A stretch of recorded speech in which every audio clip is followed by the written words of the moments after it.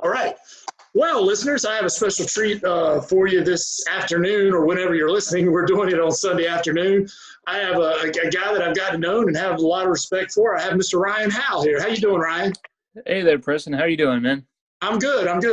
Well, Ryan, tell us a little bit about you and how you got in the inspection business and the name of your company. I think it's Coastline Home Services in California. Yep. Is that correct? Yeah. So how did I get into home inspection? For most people, I think that's a long story. I'll keep it as short as possible. All right. I did real estate investing kind of early on in my other career, my first career out of college, and had a lot of fun with that. I'm definitely more of the technical type. I like to be hands-on and do stuff. And so I learned a lot of valuable lessons in renovation and that kind of thing early on. And at the time, I was doing a lot of work in DC.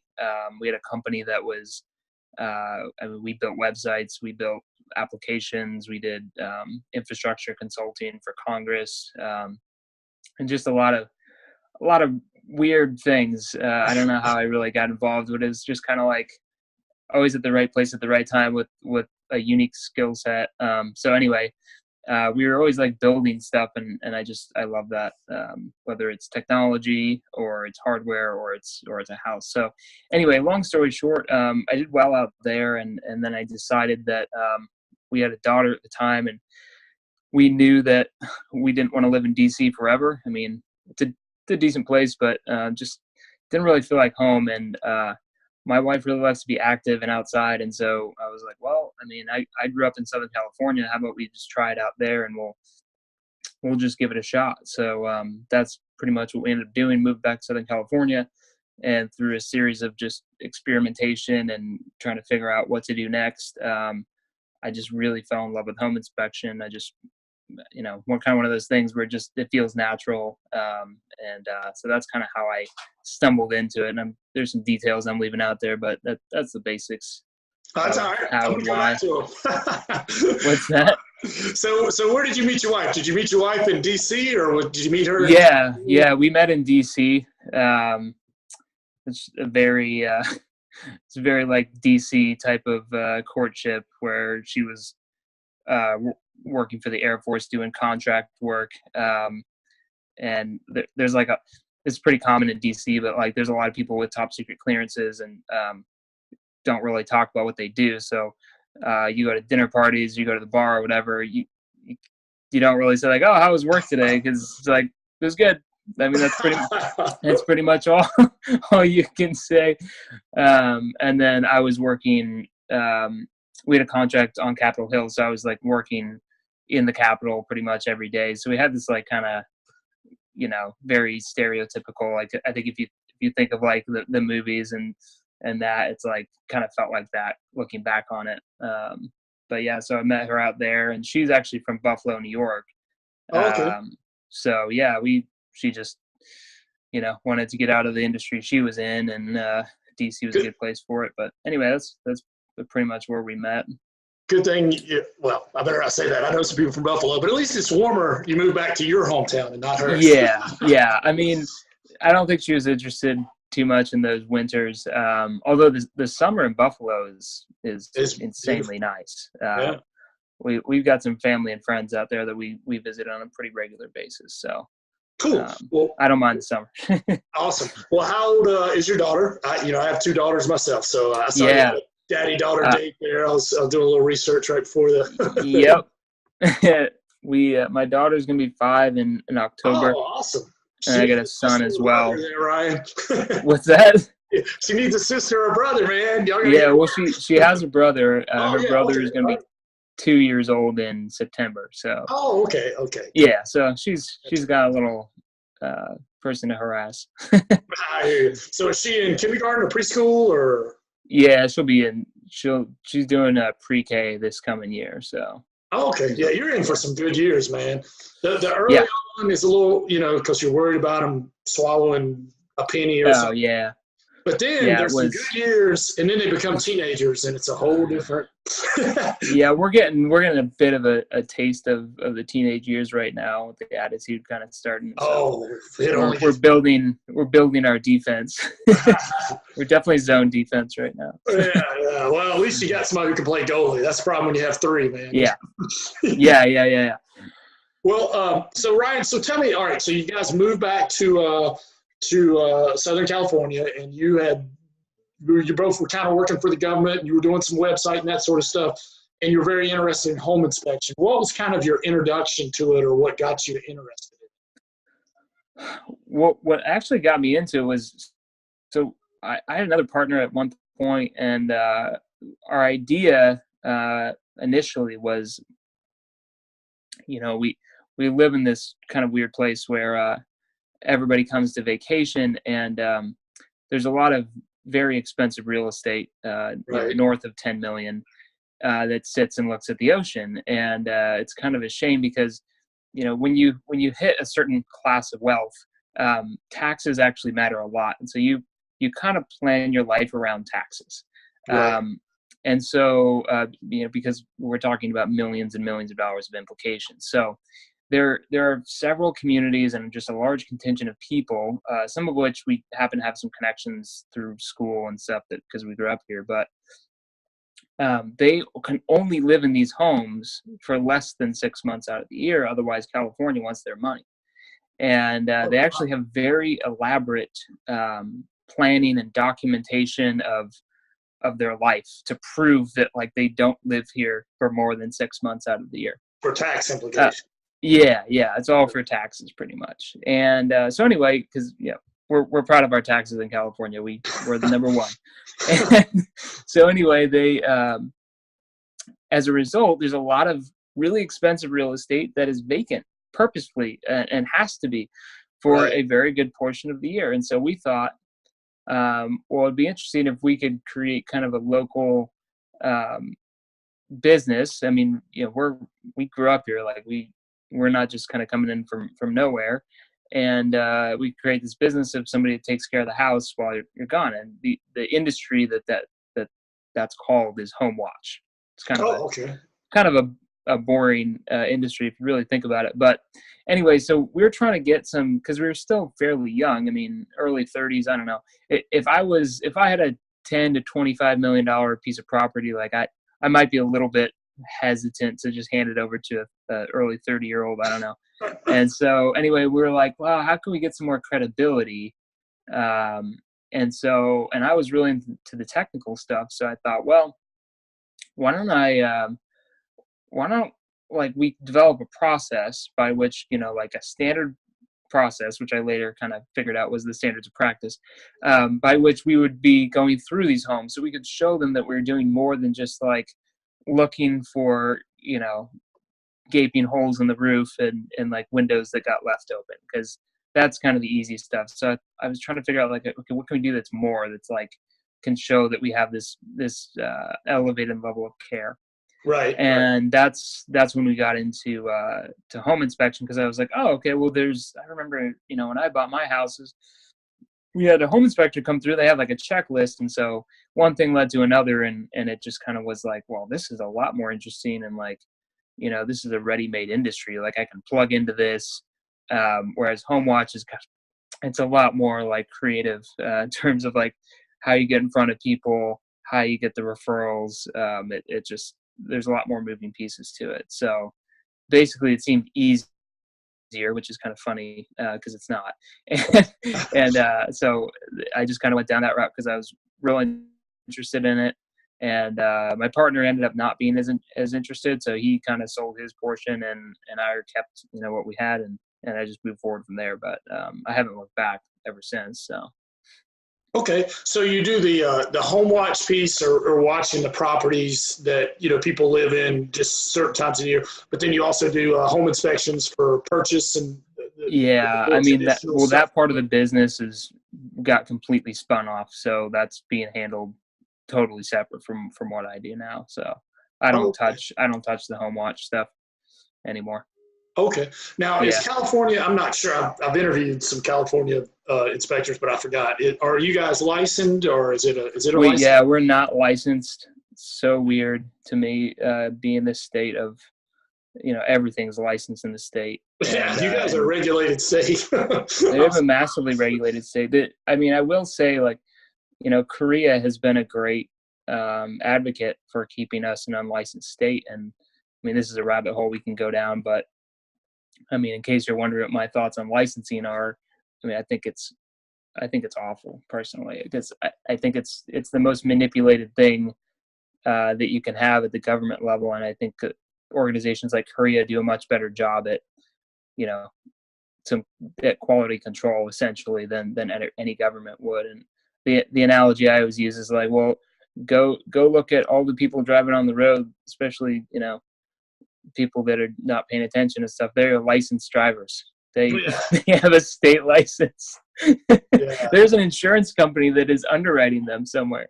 Like, Right. you see some of this, and it's like it's a false sense of security. And the same thing's true, I think, in the trades as well. I mean, licensing can provide some leverage when you get into some, but I'm sure we'll get into this later, but when you get into like contractors trying to throw you under the bus for stuff, it can provide some leverage. But I don't think it's creating a whole lot of great, like the minimum standards are pretty low, you know what I mean? Yeah. So anyway. Well, I always say I always tell people, like, when I do a home inspection, it's like there's laws and there's religion.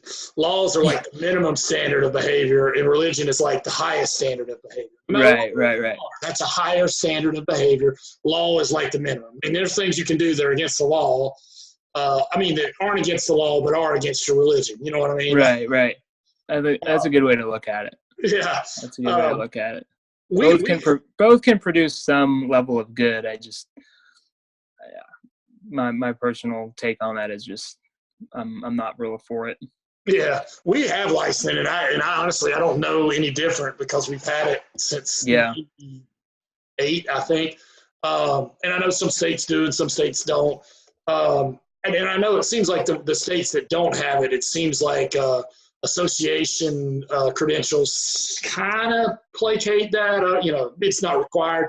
But the one complaint I do have, and I am in a licensed state, is sometimes the people on the board, and I might get in trouble for this, but they use it as a protective, like they start making laws that aren't necessarily to protect the public, but to protect them from people who can market better than them. Right. That's where I start having a problem. I'm like, wait a minute, or is this a board? Is it supposed to be to protect the public or protect you? When they start, one time they wanted to regulate like how much you could pay a helper or something. I'm like, what does that have to do? Yeah, this doesn't mean anything. That's overreaching. I mean, people just come up with rules because they got to sit around and come up with rules. Exactly. And then, they get all about how you can market real estate agents, and, it gets a little, it's like, it starts marching towards socialism, but we won't get it. I don't, I mean, I've heard some of those stories. Like, I know Jimmy Torres up in Canada had some issues, which is, I don't even understand Canada, if I'm real honest. It's like, somebody like turned him in and the board got all upset. It's like, to me, I mean, I look at it because I got to be careful what I talk about here. I look at it as like, in my previous career, we operated at levels in government that were much higher than most in terms of who was making decisions, who you had to report to. Now, granted, you get your head chopped off if you make a wrong step, so the risk was much higher too. But we had a lot more leverage, or a lot more latitude, I should say, to kind of play. And so we kind of looked at like lower levels in the government or in this particular organization, and just the BS rules that they kind of made up. And we just would sidestep them because they didn't mean anything. We had no repercussions. And it just seems like a complete waste of time that they even went through the effort to put them together, because at the end of the day, it just doesn't mean anything. And, here we were like having success and doing good things despite them. So You're preaching I to don't the know. I choir. always just think about those things. I'm like, man, if your world is that small that you gotta like come up with some rule to like compete Nitpicking. with the guy next door because he's doing a better job than you, then maybe you just should look at your marketing plan. Maybe you're just not marketing very well. Exactly, So exactly. Well, you're preaching to the choir here. I'm like, as yeah, long as it's to protect the public, not to protect you. yeah. There is a line there. I don't mean to. Yeah, it's not a blanket statement, but definitely for a lot of rules are that way. I So. hear you. Well, okay, so you're doing home inspections. You spun off the home watch thing. Tell us something that Ryan that you do a little different that you think would benefit the audience. I do a lot of things different. Sometimes they're good, sometimes they're bad. Trial and I'd error. say, yeah, I mean that you and me are like that in some ways. I I'd say that the thing that I'm doing a lot different now, kind of harkens back to my experience with web development and everything online. So like right now, um, our website is all a sales funnel. And instead of having, I kind of equate it to this. It's like you can have like a real flashy, like really awesome website. And I shout out to Elite Group for this. Like if you go to Elite Group's website, I think they're a good standard for this. It's very professionally done. There's nothing really wrong with it. There's great SEO on it. There's great a lot of things. I think you can learn a lot of lessons about how to put together a monster awesome website. But the problem that I have with it is that it's like this really big flashy brochure. Mm-hmm. And the problem with the brochure is that it doesn't really sell anybody on anything. Like it gives them information and it does its job in that sense. And SEO is, I think, kind of too heavily weights this, but they're just looking for the information. And at the end of the day, like our websites or anything we put money into, we should be getting money out of it. I Right. think a lot of people look at it as like, well, I got to have a website, pay a few grand for it, whatever, a couple $100 a month to maintain it and get content on there. And the reality is, as we're seeing, Home Advisor and Zillow and some of these others, they have a budget for SEO that could put most of us out of business. Oh, easy. So I don't really believe in fighting Goliath directly. Right. I think that there are other ways that you could do that. I'm sure we can get into some of them, but at the end of the day, I look more as like, if you think, unless you're in a small area, and I think like Aaron Raymond is real good at this just because they don't have as much competition. So maybe if you're in a smaller area, you can do this better. But at the end of the day, you want to be able to drive traffic and get ads or whatever it's going to be. But people that come to your website, they should be buying something. They Right. should be totally focused on scheduling the inspection, because the problem is you get all these people that are like looky-loos and they're reading all your articles and stuff. While, yeah, that's good and you can have that, your main website, if it's not converting somebody, and the whole purpose of it is to convert them, only give them a few different choices to get to conversion, to get to call you, to get to schedule that inspection on ISN or whatever it is, then I personally just think that it's a waste. That you might as well not even have it. I mean, that's kind of what I'm seeing. But so that's something that's a little different. So I tell people, my big push is like, you need to be creating sales funnels, and I'm happy to provide a roadmap of what those look like and how to do them. But yeah, I think it's the future for sure. It's definitely the future in a lot of other service-based industries. And if you look at how Home Advisor has grown, all of their strategic websites that they have set up, they're all funnels. I mean, that's all it is. And there's no reason we can't copy that same thing and be just as successful. So I'd say that. And then what else am I doing that's a little bit different? Well, I've been doing, like, I need to get on top of this because I got pulled away for a few projects. But one thing I've been doing, like, I don't know if you guys have broker previews. It's basically just like, like in the middle of the week, the association will have a meeting at a particular area, and Right. they'll go through, okay, here are the properties that are for sale. And then normally after that, they have open houses for the industry, basically. Right. So you can go around, they give you a map, and Sure. you can go around and visit realtors. And it's a good way just because it's a more like business oriented thing instead of them having like, home buyers in the house. Like it's all industry people. So it's kind of good for us. And what I do, particularly because we have multi-million-dollar views almost every single house, I go on. And I like photography a lot, so I will go and take real nice pictures of their properties, and then I'll just post that on our Instagram and then tag them. Nice. And so it's kind of a nothing. I mean, it's one of those like low cost, no cost things. I mean, if you're going to be doing it anyway, but it looks good for them because it's a nice picture. It's usually a very flattering view or flattering part of the house or just interesting staging or something that's different. And then they're getting some publicity because you're tagging them, so their friends are seeing it and that kind of thing. So I've been doing stuff like that where I'm trying to like hone in on things that I'm already good at or attracted to, like photography, and then going around and just leveraging that. Awesome. No, I think that's great. I do sort of the same thing with photography. I go to events, all the realtor parties and stuff, and I realize a lot of these things and awards and stuff, they don't really have an official photographer, or even if they do, it doesn't matter. You're probably going to catch some stuff that they're not. And I'm into photography too, I mean, you take a course, learn a little bit of Lightroom, and, man, you can make people look younger and, learn the face filters. Like how young do you want to look? That's $10 a wrinkle.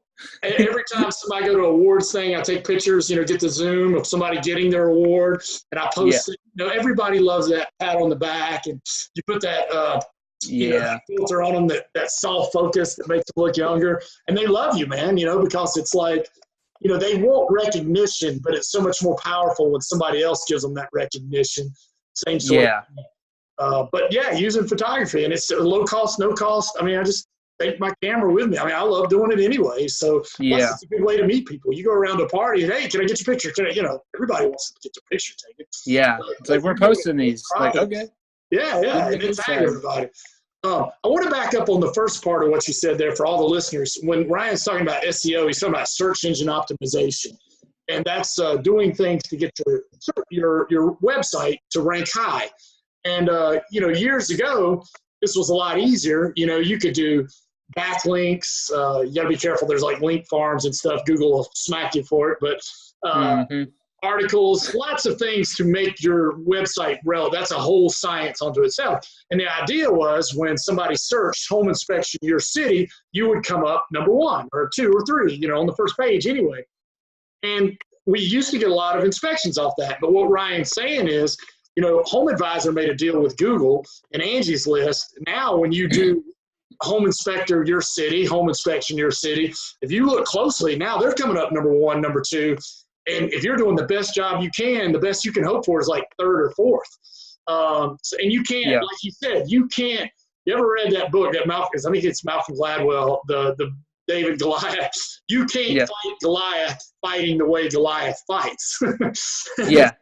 There was if you read that book, there was a rock, paper, scissors in the world of, there was a slingshot, there was fighting somebody with a sword, and there was fighting somebody with somebody else, and if you fought Goliath with what he was good at, you'd get killed. But that's true. It's like the rock, paper, scissors. You got to get the thing that you're good at that they're not good at, not fight them at what their strength is. And that's exactly what Ryan's talking about. You can't compete against Home Advisor or Angie's List on what they're good at, but there's other ways you can compete with them. And, one of the things we're doing is that inspectedhouses.com, a way to, get leads, and there's other ways. But, but what he's talking about is getting funnels and converting leads into home inspections. And, you can't fight the big boys at what the big boys are good at.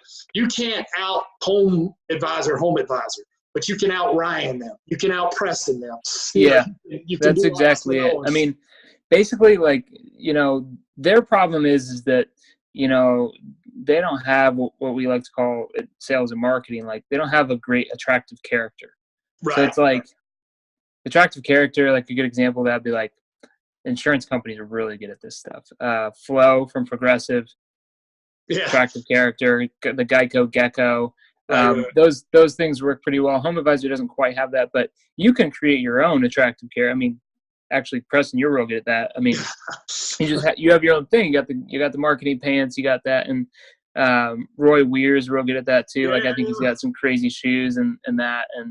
But I mean, you don't have to be that, but you take the thing that like you're kind of naturally into, or the thing that sets you a little bit apart, and you can create your own attractive character. And that's the kind of thing that when they come to your webpage versus a Home Advisor webpage, if you've got a good hook, if you got a good story and a good offer, and those three things together, you could sell anybody anything. I mean, that's what it comes down to. Hook, what's going to make them interested in you? What's the story? Why should they be interested in what you're doing? And if you got a really good offer for them, they're good to go. So, and I think Inspected House is a real good platform for exploiting that, because at the end of the day, like I think a lot of people think, well, oh, it's a cool platform, but like we're having trouble getting the inspections done. And as we've seen recently, like there are guys that are doing a lot of online advertising and using the system that way too. And I think that's really ultimately where it's going to be the most powerful, is like you pick your medium, you pick where you want to collect those leads, and the system can help turn them over for you and the agent too. I think the agents they're like blown away. They're like, wait, I mean, like, what's the catch? I'm like, there's no catch. We both want to win here. Like we're trying to fight a battle, and this is a pretty good platform to think about it with. So that's right. And it's like, again, it's like rock, paper, scissors. We can't go rock against rock, but what? We can do paper. We'll cover you up. Yeah. There you go. There you go. Mm-hmm. Well, Ryan, and thanks for that. What advice would you give somebody going into business today? Advice. I would talk about frameworks before anything. I have the flashy, shiny object syndrome. I think you have this too, Preston, where it's like, oh, that's cool. That's cool. Like, I need to be stimulated like all the time. I just need that. And so I kind of went from like thing to thing to thing to thing to thing. And commitment is a real big part of that. What are you going to focus on and do real well? But having a framework to deliver on it, I think, is the most important. So it's one thing, like they say, like, okay, well, what if I could give you, like, if I plopped, and this actually happened to me, that, hey, I'm going to give you 100 inspections this month for one person. Like, how are you going to deal with that? And you don't need to know every single step of what's going to happen, but you need to be able to tell yourself, okay, I got ISN set up, or if you're using Spectora, whatever system you're using, that the emails are set up, that you've gone through the sequence yourself. You see what your customer's getting. You see what your agents are getting. And because that's a huge part of it, like just being able to deliver the product and go through and do your thing, but then the back end of it too, and the follow-up and how that's going to happen. You really need to automate stuff. And I think a lot of people may get like kind of intimidated by like automate, like we're programming stuff and writing code, and it's just not the case. I mean, there's so many tools right now to make automation and all this follow-up just happen automatically. I mean, just like it says, without you having to think about it and design the best thing. I mean, there's templates out there, there's stuff put together. So I would just make sure you have the ability to handle, like, what do 100 inspections a month look like to you? And could you handle that? And if you can't, go ask somebody who's doing 100 inspections a month. Like, okay, what are the kind of basic stuff that you need? And there's plenty of Facebook groups out there that will answer that question for you. And then the other kind of the corollary to that is, if you do ask those kinds of questions, or you happen to be a little bit more ambitious than the average bear, and you're getting some pushback from people online, I think we've seen this in a lot of spaces, either bad mouthing multi-inspector firms or bad mouthing people that are just more into the marketing and making more sales. Right. You got to do your very best to ignore that and put that into a corner of your mind you don't visit very often, because I've dealt with it. I mean, it's not easy when you have, people hating on you and like saying, this or that, or hating on your ideas, frankly. And so you really have to develop a mechanism for like dealing with that and putting it off to the side, because you can anticipate that you're going to have it. If you have any kind of level of success in business, I mean, I guarantee you're going to have these problems. You're going to have people coming at you, and just be aware that happens. And we've all been there. I think we're still there too. So. Yeah, and you're exactly right. And I've got some hate, some. I mean, the idea of this podcast is way back, was to try to raise the profession a little bit, and I mean, everybody, I'm not saying it has to be a certain way, but to help each other, and, and then you get some hate, and you're like, wow, where's that coming from, Yeah.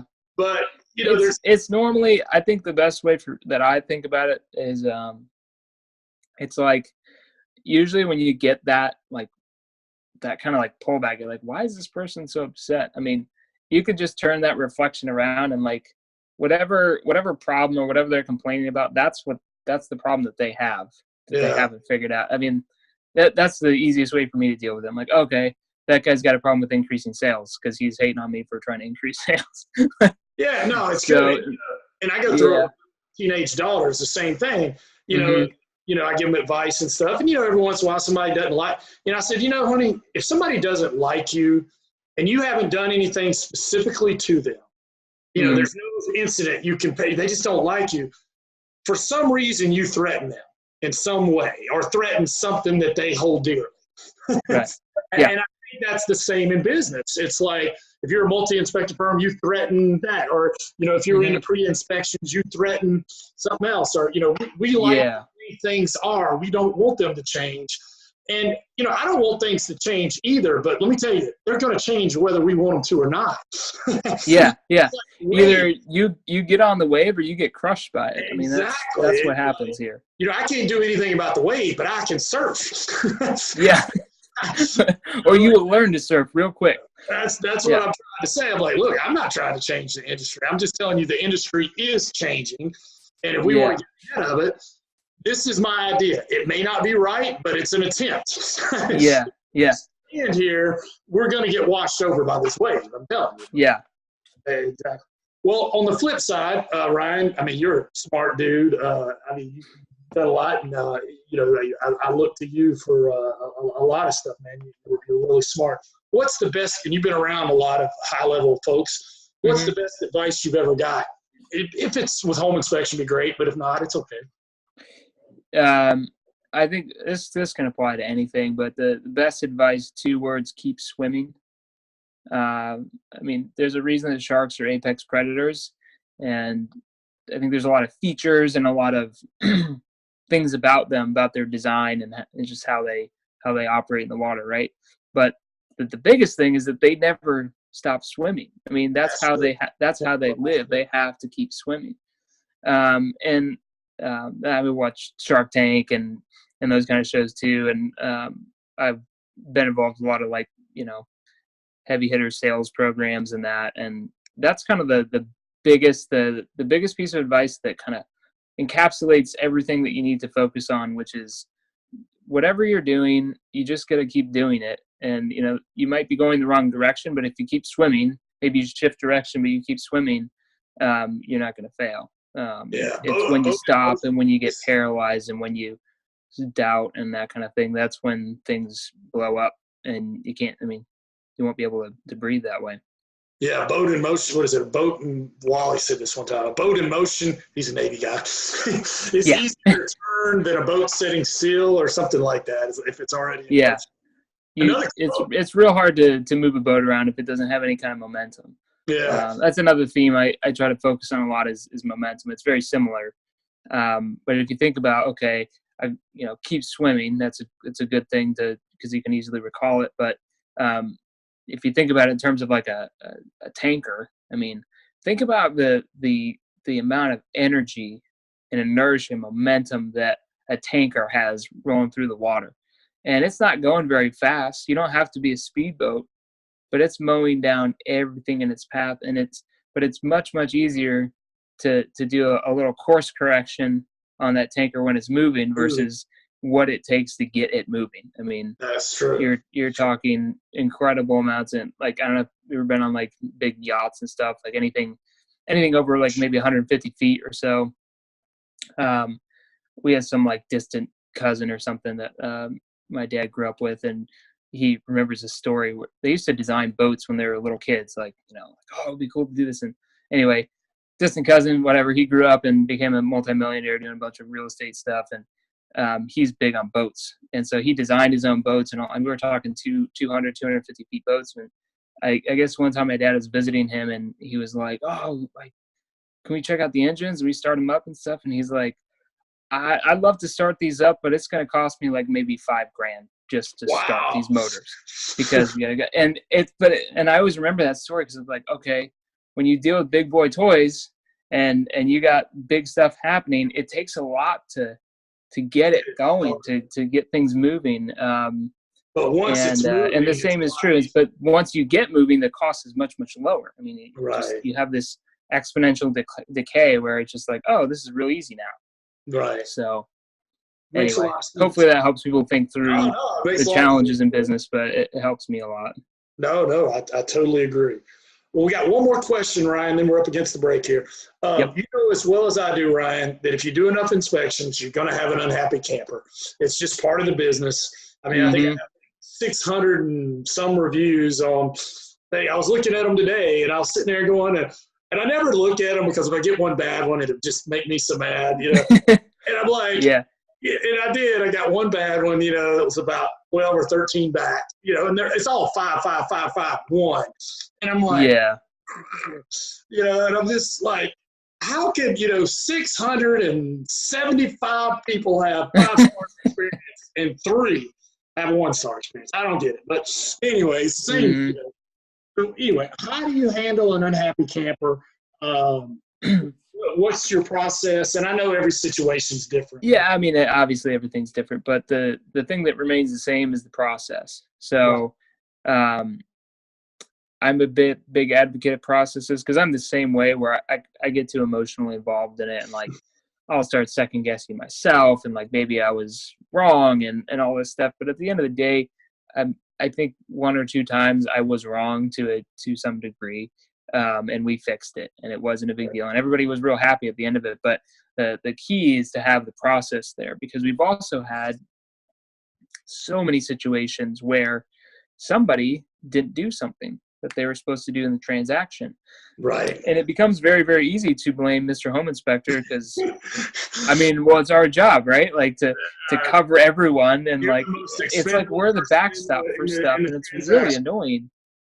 But so anyway, I have a process. We've got a form that they fill. They just go to support.coastlinehs.com. They can fill out the form, let us know what's going on, but the key there is to take all the emotion out of it and just get the facts. Right. I know you're real upset because you got some big problem with your house. Tell me what the contractor said. Okay. Tell me what the bid was. Let me get it in writing. Let me get what are the HVAC contractors are awesome. I mean, no offense to them if they're listening, but they are awful when it comes to this, because their bids are like, they can be, I've seen bids $9,000 apart for the same 2,500 square foot house. And it's like, what are you lining this house with? So, and they'll say, oh, well, it's shot. Well, I think we all know that heating and air conditioning systems don't just blow up one day. It's not like you can't replace a part unless you got some refrigerant leak you just can't find. Right. But by and large, that's not what happens. And so, by having all this form, like fill out this, it takes all that emotion out of it. And they also know that we mean business, that we're not here to just roll over. We will. I mean, we'll help you if there's a legit problem. You're documenting it out, and we're on the wrong somehow, then we'll take care of it. But most of the time, we got warranty coverage to take care of it anyway, and they just don't even realize it. So we by default put them through that process to expose the fact that, oh, well, that's great. You're actually covered by this 5-year leak protection plan on your roof. Oh, that's awesome. And then we just made their day, right? Instead of just immediately going to write the check, or because then I don't even know if that helps you without going through the process. I think if you just write the check, you just look guilty. Right. You go through the process and then say, okay, yeah, I see what's going on here. This isn't covered, but we like to help you out anyway. Then you're the hero.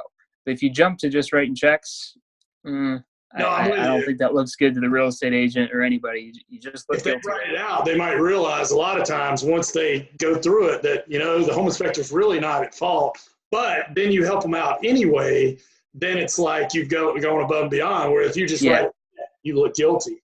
Also, giving them the opportunity to air it out just lets that hot we've had people that just never respond, and it's like, I'm sorry that your decks all need termite work, because we got a lot of termites here. It's just like it's a guarantee.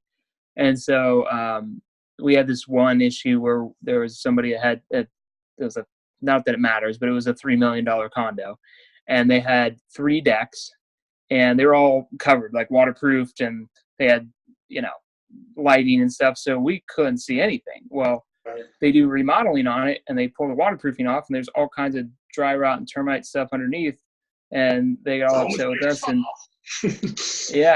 and it ended up being one of those things where they just got it off their chest, and they realized, like, okay, we're being unreasonable, and they just moved on. They never responded. So That's good. Happy to help them out, but that's good. I like it right now.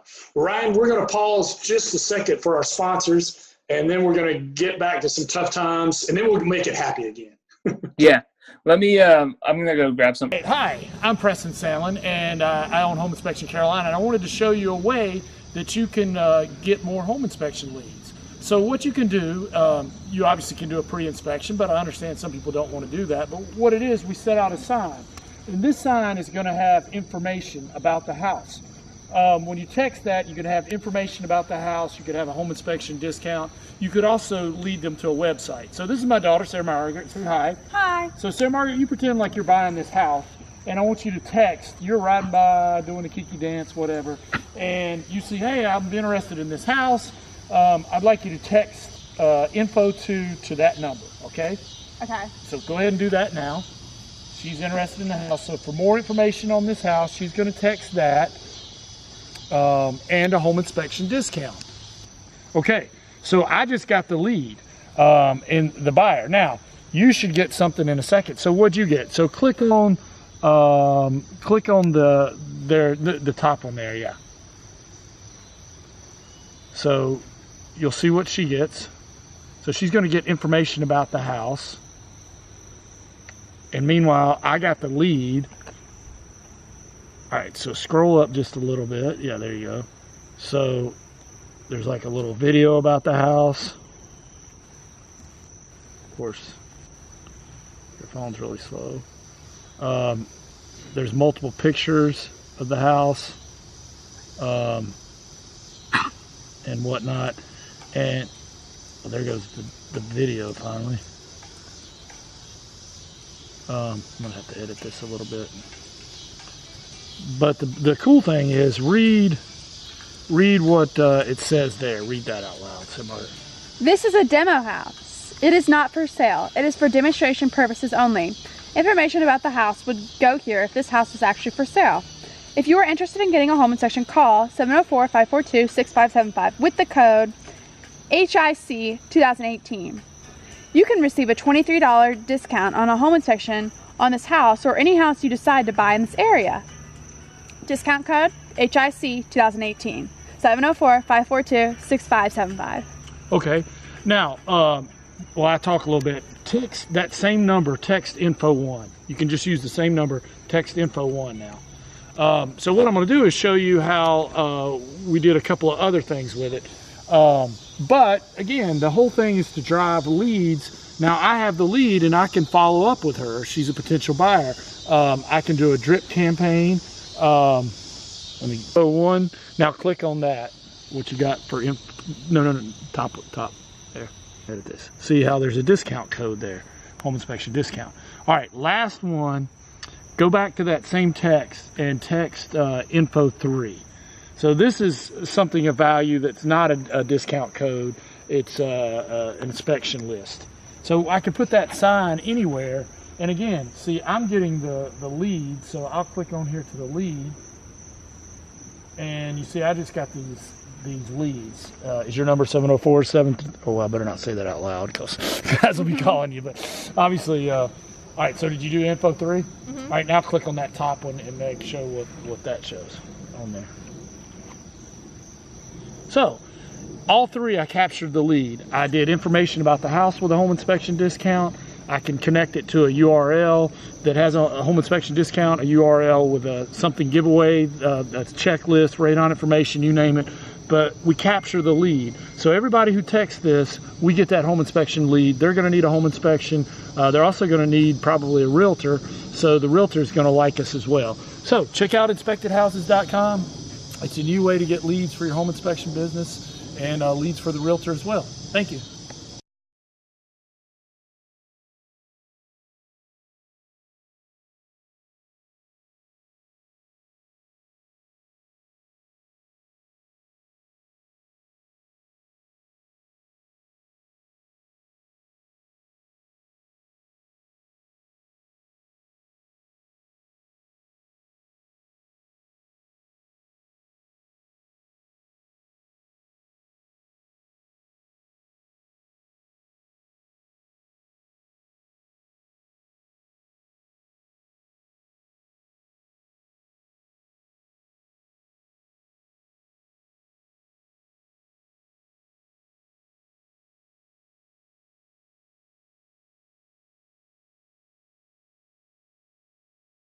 All right. Ready for round 2? Yes, sir. I'm glad you did that. You know, I've never actually stopped, but half the time by the end of the interview, it's like, I gotta go to the bathroom so bad. Probably TMI there, TMI. Yeah, that's all good.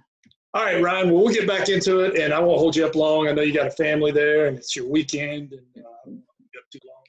I know that all the listeners appreciate dropping some nuggets here, and I picked up some things here I'm gonna follow up on. What is the toughest time, Ryan, you've ever had in your business? What'd you learn from?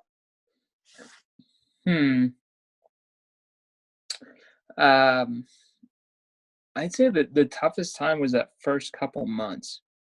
Mm-hmm. It was kind of like, you know, I'd spent the last half of 2014, I believe it was, going through classes and InterNACHI stuff and the AHIT program, and forget what else I had done. But anyway, went through a bunch of stuff, and I was kind of ready to go by the end, like December-ish. But of course, it's a real slow time, and so I was developing some relationships and reaching out to people and getting the first 30 inspections done before I was charging anybody. So, but once I got that done, it was like the first few months, like December and January were really tough, because it was like, slow. I think a lot of people are like, okay. And, you know, I'm not, you know, one of the challenges that I do have marketing wise, I'm not a 30-year, you know, veteran of the construction industry. So for whatever reason, most people, at least in this area, they equate that experience with home inspection excellence. And it's like, not really. I mean, it can be for sure, but it's no guarantee.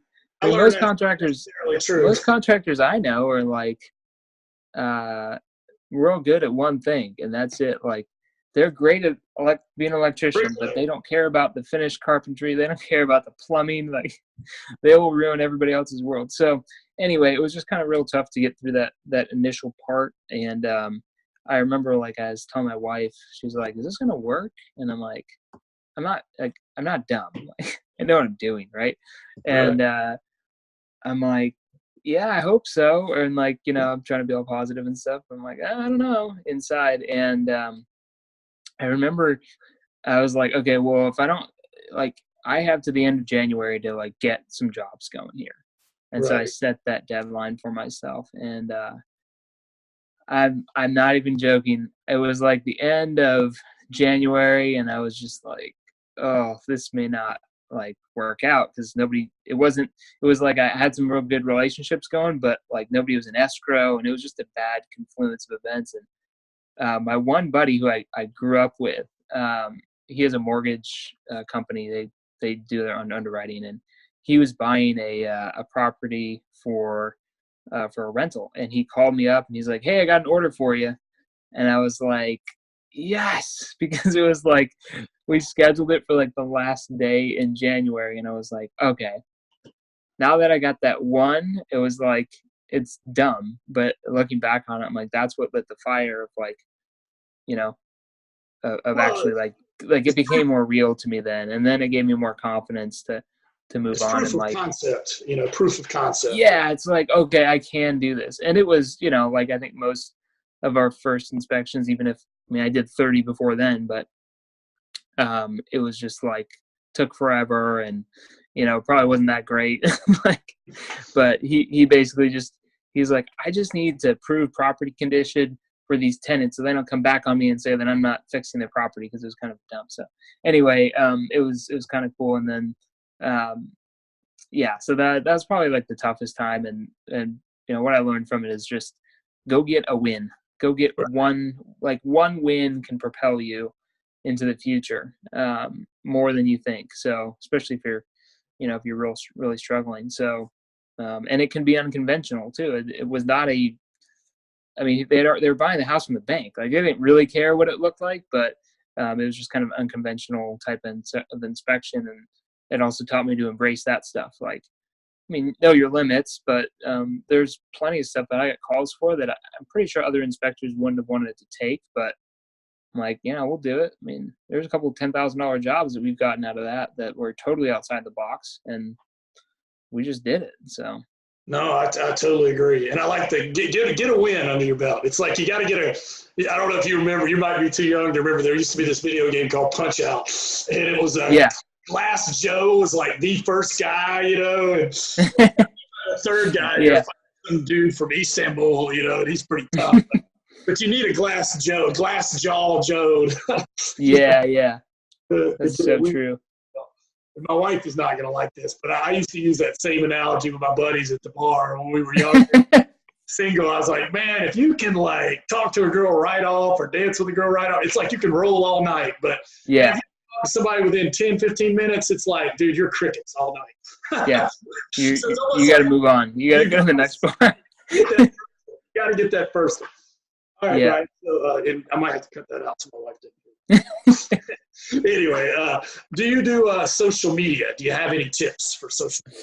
I know a lot so we do. I'd say it's, if you're not, go figure out how. That can be your win if you want it to be, but get on there, make sure everything's correct. So, some of the stuff that I see, because we do work with a lot of inspectors, like off the record kind of stuff. And so I go through a lot of their websites and social media and that. And there's a lot of problems with just what we call like incongruity for information. So basically it's like you got an old address listed somewhere, you haven't claimed your Yelp account, you haven't responded to some negative reviews, you haven't, some of this is just real basic blocking and tackling that's not getting done. So the good news is that's real easy to fix. So you don't have to be some marketing genius to respond to some negative reviews in a positive way, apologize. You don't have to be a marketing genius to get all the addresses right. And that's what Google is looking for. We were talking earlier about SEO and like search engine optimization and getting it so where you type in inspections in, Orange County for me, and I come up first. Well, that's probably not going to really happen. That's going to be a tough thing to battle with some of the larger companies because, they just have the budget to spend for it. But what Google is trying to get to, and Drew Benjamin's like real big on this too, and he's done extremely well in Colorado Springs like this. But most people don't even go to their website, because if you're one of the top picks in the map, if it just says, hey, here's a home inspection company, here's their name, here's their phone number, and they got 15 5-star reviews, click a button to call them. A lot of times they get jobs just from that.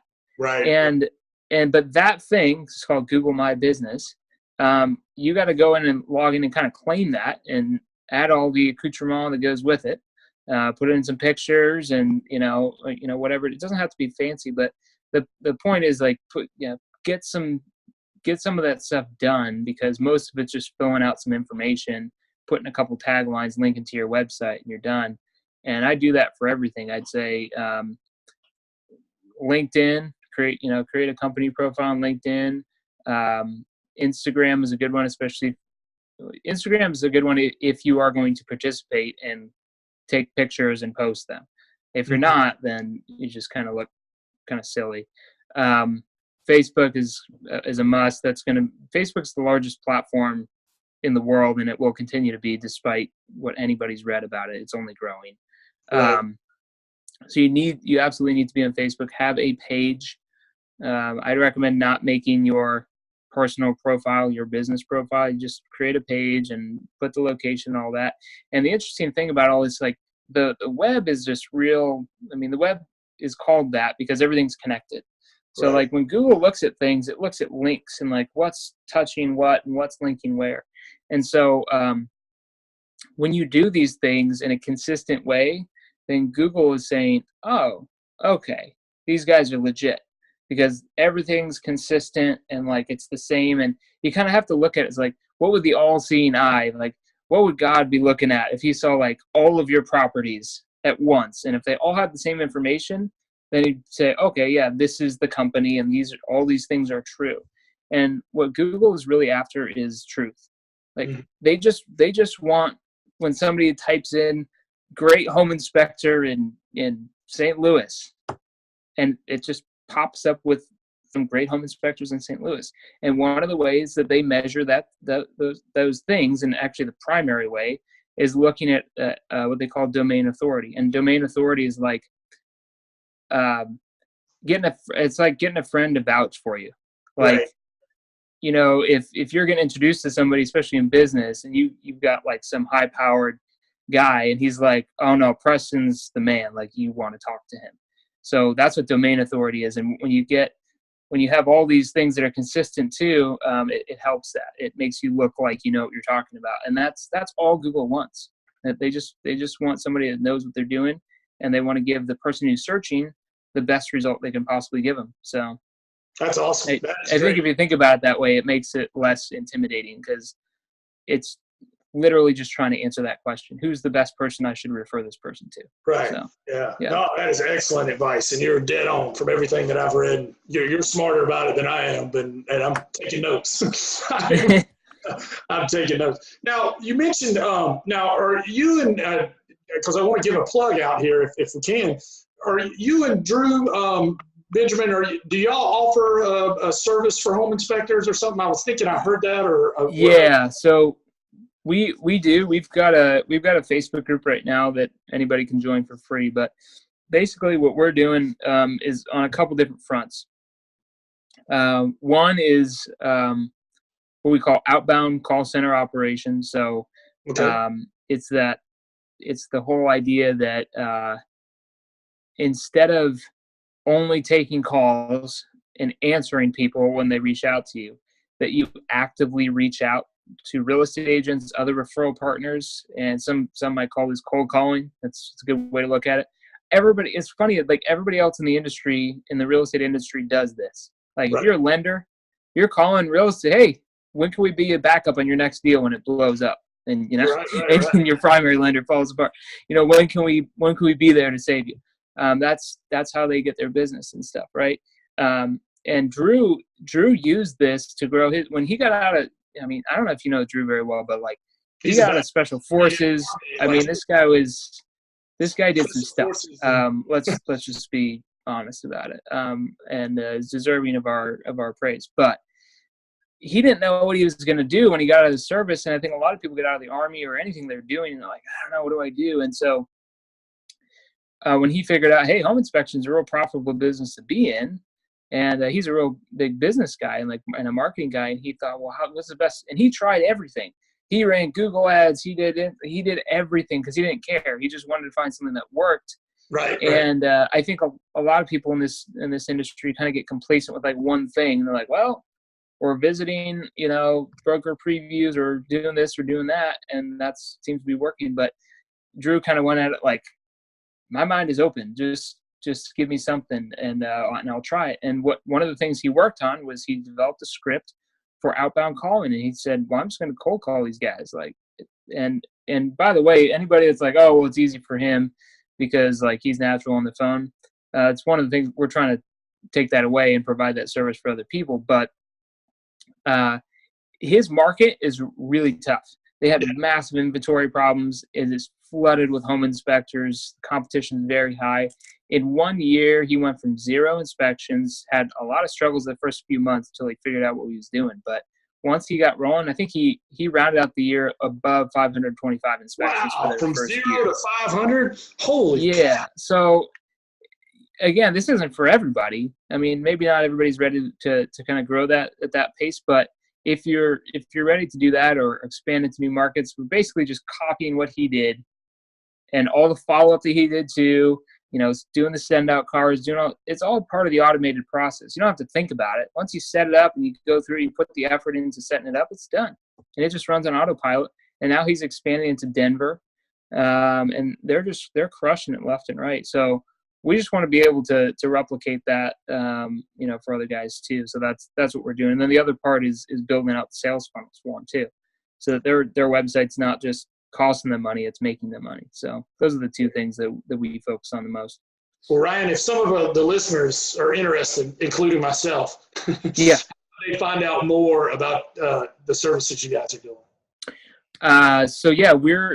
We have a Facebook group called Elite Growth Systems, and that's kind of the parent company that's running everything. And so if you want to join that Facebook group, that's probably the best way to get information about what we're doing. You can interact with us directly on there too. And we'd be happy to answer any questions anybody's got. Awesome. And you guys do the actual calling if we hire, that's available, or? Yeah. So what we would do, like, let's say you call and say, hey, we want to do this. Well, we develop a script based on what's worked for Drew and for your local area and kind of tune to your USPs. And then the idea would be to be able to use that along with pricing structure. I think you guys probably talked a lot about that as well, but like using packages and, it's a whole strategy. It's not just like a magic script that just just does it, but we develop all that. And then we have agents that will do the outbound calling, set up meetings for you so that you can get to FaceTime with these agents without having to, it's coordinated and like go back and forth and waste your own time doing it. So it's a lot more efficient that way. Awesome. Yeah. One more time, what's the name of the Facebook group? Elite Growth Systems. Elite Growth Systems. You guys check that out. Well, I'm going to try to speed it up a little bit, Brian, because I know you got a lot to do. We're two ADD guys. We are. We're going to talk. It's good and it's bad. I tell you, like, there's some great things about having ADD and some not so great. Good thing she doesn't have. But So how do you, Drew, switching gears a little bit, how do you overcome price shoppers? Do you get the price shopper? First question, how much do you charge? And they're calling everybody. How do you? I try to change the subject. That's the best way to do it. Take them off their game, because basically they're just trying to fill out a form on their Excel spreadsheet because they're doing a market analysis on a service that is going to literally save them thousands of dollars in repairs normally.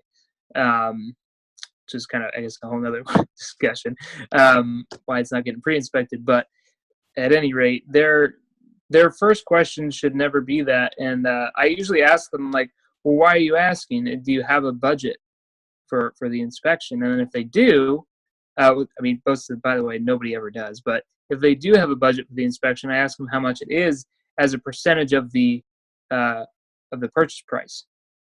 And in Southern California, you may or may not be aware, but our prices are ridiculous. Yeah. Russ and I were talking earlier, like the town that I live in, the median home price is close to $1 million. Luckily, our property was not purchased in the year 2018, so we're at a different level. But it's crazy money. So most of the houses that I'd say okay, let me just give you an example. The lowest price house that I inspected in the last 6 months, was in the $500,000 range. Holy cow. So that's like very, very low. There might have been one or two that were like in the 400s, and that would be for like a condo or something. We've got real junky, you know. We got some junky in the 40,000 range. Yeah. So, you know, for me, it's just kind of funny because it's not like we don't get paid anymore for being here. The one advantage we do have is that we don't have crawl spaces most of the time. There are definitely crawl spaces, but most of the time there are not. So we're normally doing slabs, like a lot of single levels that are easy to walk the roofs and that kind of thing. But yeah, so the job is a little bit easier. And then of course we don't have rain, like it hardly ever rains. So you know, there's just a lot of stuff that lasts a lot longer than that. But so that's how I overcome. I just try to put it into perspective for them, because at the end of the day, they're paying a price, and most of the time they're getting a return on that investment. Right. And you know, you find a few things wrong with, especially with, you know, air conditioning systems or furnaces or that. I mean, they've got thousands of dollars of potential leverage with their negotiation. Sure. So I don't phrase it that way. I don't tell them, hey, you're going to get, you know, leverage, but I kind of lead them down that path without saying it. Like, hey, this is typically what happens, and this is generally the way it might go. So just make sure that you keep that in mind. But then, you know, then we also hit on some of our unique selling points and things that make us a little bit different. Like being able to turn around reports right away. We happen to use Spectora for our report writing software, and the main reason is because it's just a very technology forward company. So everybody basically gets their own website, so they don't have to log in or anything. They just click on a link and they can see everything. They can click on pictures and see the videos just really easily. So it's like more in line with what they're used to seeing. So we just try to explain that the experience is just going to be better. You're not going to have to flip through a bunch of real confusing pages with a bunch of check marks. So don't anyway, that's pound foolish. Yeah. Well, Ryan, what I know the answer before I even ask it.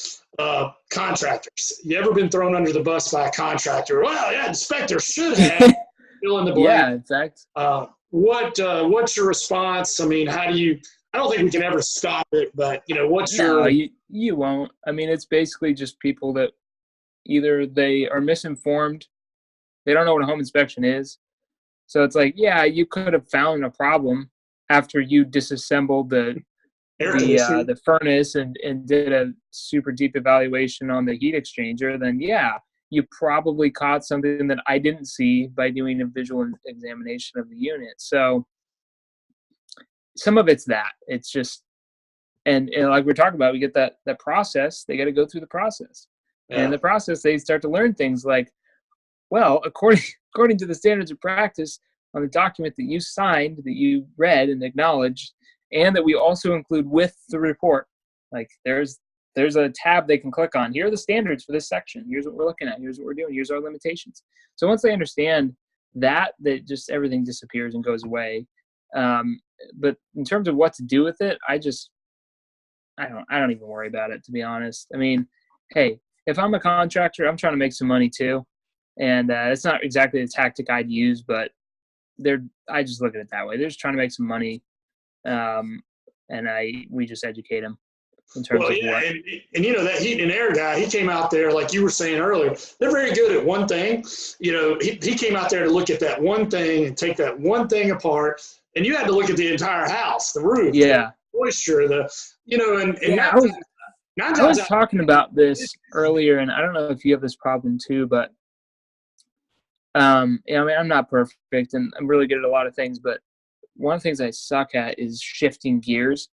Mm-hmm. Like, I remember when we were like in Washington D.C. and like we had an operation on Capitol Hill, and like it was like legit in the Capitol, and then we had another office that was off the hill, and it was like in Old Town Alexandria, and it was like a real, you know, like techie kind of environment, and like we built it out in a big, you know, old building and that, and like the difference between those two workspaces couldn't have been any different or any more different. Right. And it was so hard for me to take like mentality from here and to go over here and to think about things different. And in some ways, inspection's kind of like that too, because like when you're looking at a roof, like and structure, your mentality and like what you're thinking about is much different than like electrical. Right. And like it can be tough. And I mean, you know, you get used to it, and thankfully you don't have to go like too in depth with every single thing. But that's, you know, that's usually when it takes me a lot longer, is when there's like more nuanced problems going on with the electrical and you're trying to document it in a way that makes sense to people and not just CYA. And so, yeah, I mean, I have that problem, but you know, if I was just inspecting electrical, I'd find all kinds of stuff that I may not see otherwise. Cause there's that like tax of like the shift tax, like, okay, now I have to shift over here. And like, you're just not as sharp on it. You know what I mean? Right. So. No, I'm totally with you. And there's opportunistic contractors. And a lot of times you actually mention that there's something wrong with it. They didn't have it further evaluated. That's a whole nother can of worms. Right. That's just their fault. Well, yeah. And then they'll say, well, I didn't think you were that serious, or I thought that was just something you put on every report. So, yeah. I mean, it is. Got a couple more questions, Ryan. I'll let you go. Go for it. What is the wildest, weirdest, craziest, or weirdest thing? Remember, I told iTunes this is G-rated. What's that? On a home inspection. Oh, yeah. So the craziest thing, the weirdest thing. Or craziest callback. Oh. So, well, I'll actually give you both. So. Okay.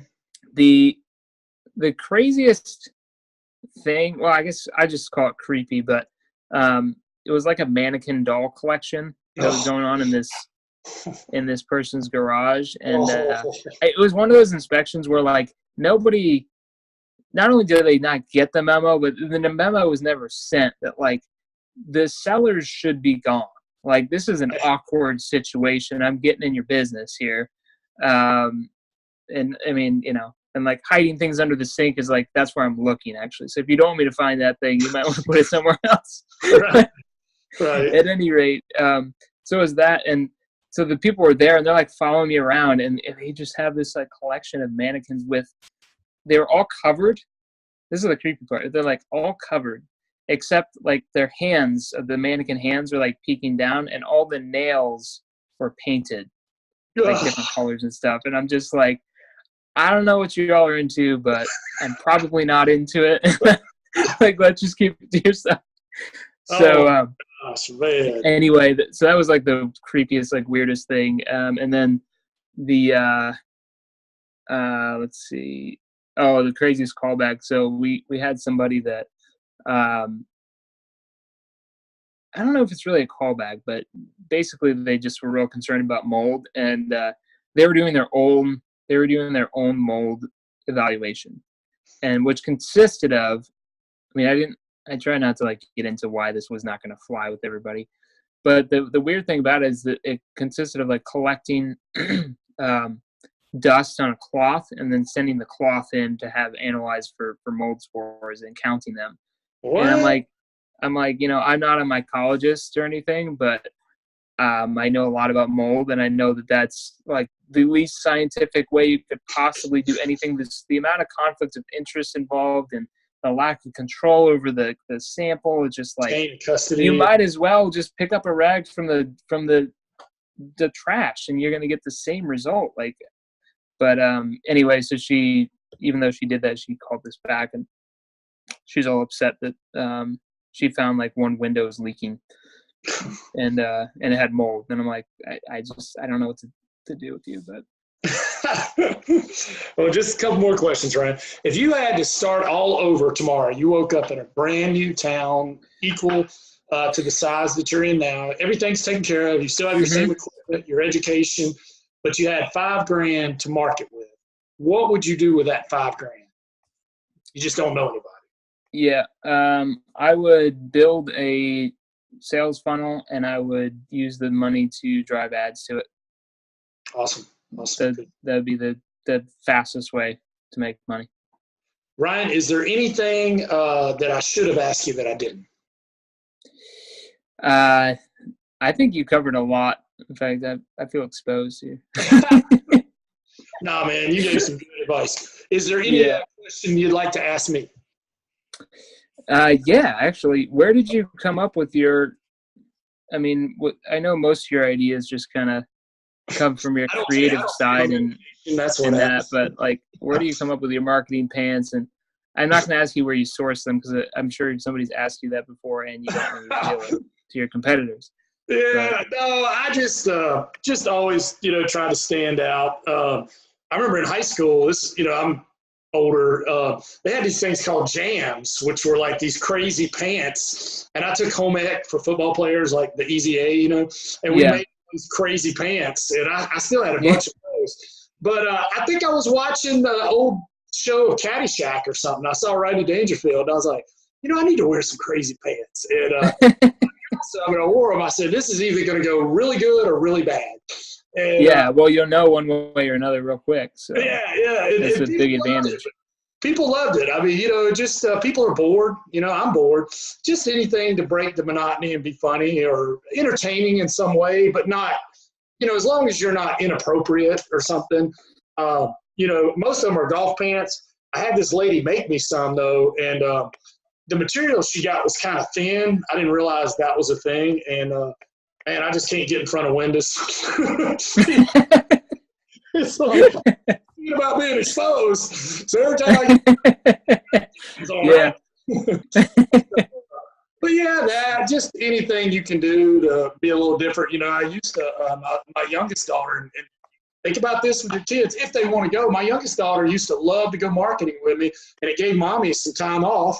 And she would go around with me, and I went to the offices, and she had a little basket with pens, and she's a real outgoing person. And agents just loved her. I mean, loved her.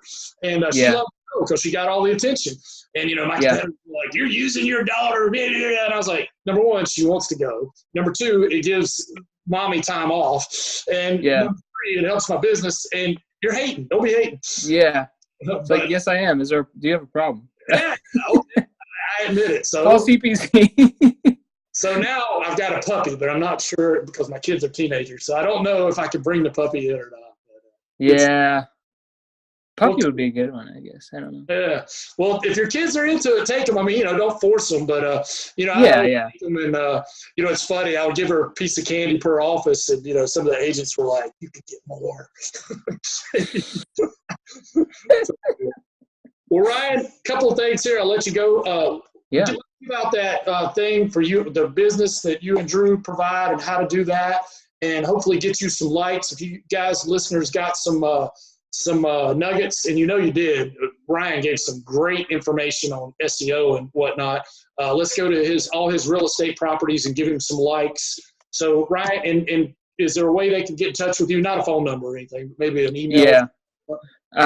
So they can email me if they like at you just use my regular email, but it's or for our marketing stuff, it's Ryan, RYAN at milcall, MILCALL.com. Okay. So I'll be able to get a hold of me there if they have any questions about the web stuff, sales funnels, or the call center for outbound calling. And we've that's probably the best way to get a hold of us. And then if you want to get into our Facebook group, it's technically a closed group, but we'll go ahead and approve you just because we don't want random people in there, but any inspectors are certainly welcome. And that's the Elite Growth Systems. So basically just go search Google or Facebook for Elite Growth Systems. You'll probably see Preston's in there. I'm in there. There's a bunch of people in there at the moment. So, and then just request it and we'll go ahead and approve you to be in there. Awesome. And what's your is it Coastline Home Services is your Facebook page? Yeah. Let's go give this guy some likes. I think that helps him a little bit on his SEO. Yeah. He gave y'all some value today. Let's go give him some value. And if you want to increase your business, I'm telling you, the outbound call things, they work. I mean, you heard it. Drew went from 0 to 5. What was it? 525 in the first year. Yeah. Holy cow. That's great. Yeah. Awesome. It's not without work. I know I never want to claim that that's an automatic number. Like you got to be ready to work, but man, it's there if you want it. Yeah, and it's different, and it's like we said, rock paper scissors. You can't beat Home Advisor doing what Home Advisor does, but you can beat them another way. Yeah, awesome. That's absolutely true. All right, Ryan. Well, thank you for your time, brother, and man. I know all our listeners appreciate it, and we'll catch you on the flip side. All right, thanks.